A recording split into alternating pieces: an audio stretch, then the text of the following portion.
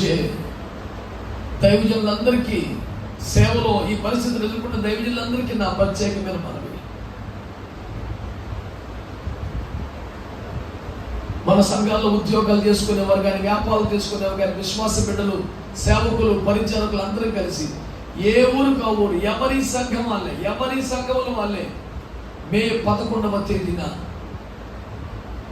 మరొక ప్రత్యేకమైన ఉపవాస దినాన్ని ప్రకటిద్దాం. ఇప్పుడు దాకా మీరు చేయలేదు అంటలేదు, ఇదే మొదటిసారి అంటలేదు.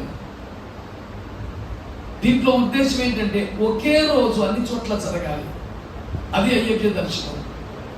ఎస్తేరు గ్రంథం ప్రకారం మేము 3 రోజులు ఉపవాసం ఉంటాము, మీరు కూడా ఉండండి, ఆ తర్వాత రాజును కలుద్దాము అన్నారు. నేను పిలుపునిస్తున్నాను. ఇప్పటికి అనేక మంది మేము ఒకటో తాతన ప్రార్థనలు చేశారు, వారందరిని బట్టి దేవుని స్తుతిస్తున్నాను. 21 రోజులుగా అయ్యే తీవ్రమైన ప్రార్థనలు జరుగుతూనే ఉన్నాయి. దాన్ని బట్టి దేవునికి స్తోత్రాలు చెల్లిస్తున్నాను.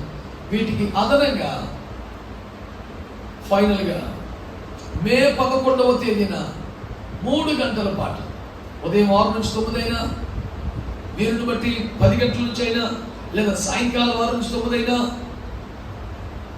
మన అందరి సంఘాలలో ఎలక్షన్లలో దేవుని జోక్యం కొరకు, దేవుని కార్యం కొరకు ప్రత్యేక ఉపవాస ప్రార్థన నిర్వహించవలసినదని దైవజనులందరూ నేను కోరుకుంటా ఉన్నాను.